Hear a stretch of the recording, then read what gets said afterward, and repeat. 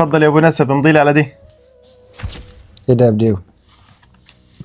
الجايمة هتكون ايه يعني؟ عشان نبقوا خلصنا منها بالمرة، حولوا عزالنا وعفشني وما نكبوش ايه، نشوف حالنا في فرح. ايه ده يا بديو؟ انت كاتب كل الحاجات اللي انا جايبها كمان في الجايمة. هو العرف كده يا ابو نسب، وبعدين عشان نضمن حق اختي.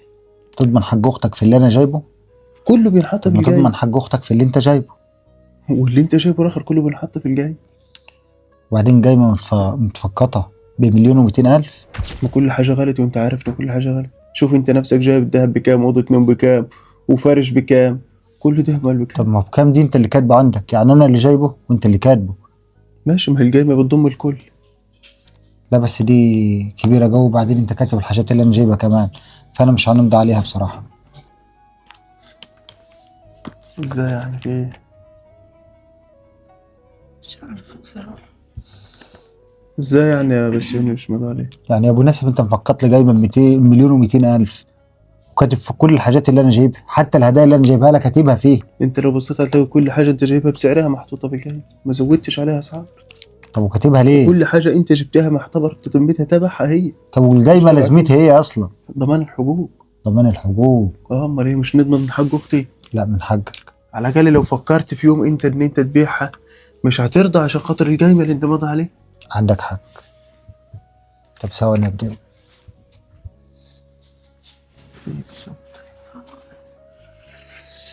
طب بص يا ابو نسب، طالما ضمان حقوق وضمان حقوق، انا عايزك تفضي لي على وصل الامانه ده. وصل اماني؟ من لك على وصل امانة بتاعي؟ ما انا من حقي برضه نضمن حقي. حقي اللي انت تضمنه؟ حقي. انا مديلك اختي، انا اللي نضمن مش انت اللي تضمن. والله اختك هتمضوني على جايمه ب1,200,000، انا من حقي ان نضمن حقي ان هي ما تطلبش الطلاق، عشان لما تطلب الطلاق طب افرض مضتوني على الجايمه وبعدين هي طلبت الطلاق واصبحت الجايمه من حقها، طب وانا حقي راح فين؟ فانا دلوقتي هتمضي لي على وصل الامانه دي عشان انا امضي لك على الجايمه دي، عشان لما هي تقدم الجايمه يبقى انا نقدم الوصل، ونبقى كده كل واحد ضمن حقه خلاص، طالما القصه ضمنان حقوق. انت شكلك عايز تبوظ الجوازي.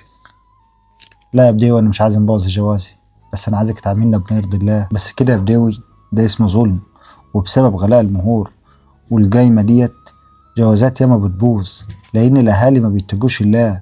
يعني انا عشان نتجوز وناخد بنتك او اختك، انت تمضيني على جايمه وتمضيني على وصولات امانه وتغلي المهور عشان بدل ما ندخل بيه ايه؟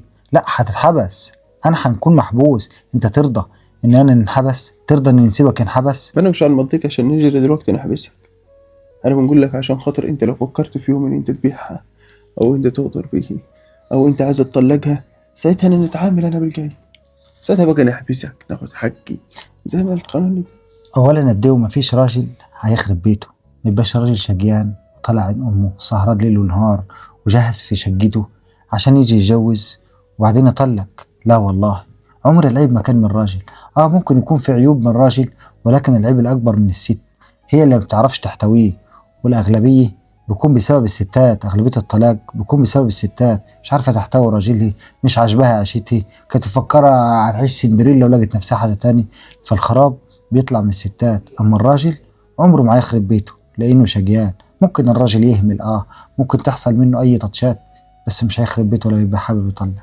عرفت يا بديوي؟ انا نفهم من كلامك كده ان انت مش عايز تمضي. لا مش هنمضي على الجاي، والقرار في ايديكم. الجاي ما عندك اهي، وفكروا.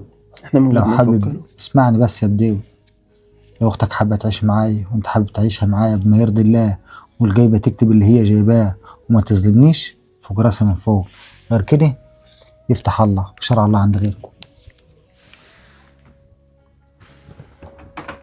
شفتي انا باعك في اول لحظه. يا بدوي انا قلت لك برضك مش ملاش لازمه القايمه يعني. وبعدين ليه عاملها ب1,000,000؟ ملهاش لازمه ازاي؟ ما انا هنضمن حقك ازاي؟ يعني ايه تضمن حقي؟ انا اخده بسيوني عشان هو بيحبني وانا بحبه، انت كده ربطه بالقايمه. انا مش عايزاه اللي هو ما يطلقنيش عشان خاطر القايمه، لا انا عايزاه اللي هو احنا نقعدوا مع بعض، ولو ما ارتحناش كل واحد يروح لحاله وكل واحد ياخد حقه من غير القايمه. ليه يا بدوي تحط قايمه وتحط وتكتر عليه الفلوس؟ بص يا بنتي، انا هنديكي له وهنديكي كل اللي انا شاريه، يعني كل حاجه انا دافع فيه ومكسيكي وجايب لك عفشك وانت فوق منهم، وهنديكي له. لازم نضمن حقك. امال نديكي له ويجي هو يتجوز عليك ولا يزعل معاك ولا يحصل اي مشكله تلاقي نفسك اترميتي في الشارع مالكيش حاجه. هو دي الصح.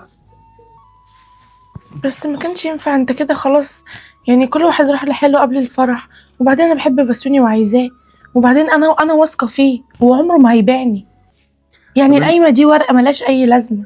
الورقه اللي ملهاش اي لازمه دي لو مضى عليها كانت الجوازه مشت. بس هل اللي احنا عملناه صح؟ اللي انا عملته ان ما فيش جواز الا فات ما يمضي على القايمه صح؟ ولا هل اللي هو عمله صح؟ كل حاجه بتنكتب في القايمه وهو بيمضي عليه، دي ضمان حقوق. هو بقى مش عايز يمضي، ده حاجه ترجع له. لكن اللي انا عملته دي صح، وهيكتبوا في التعليقات انا ما بوصلكيش جوازتي، لسه ربنا ما اردش. لما ربنا يريد ان شاء الله هيجي لك اللي يمضي على القايمه.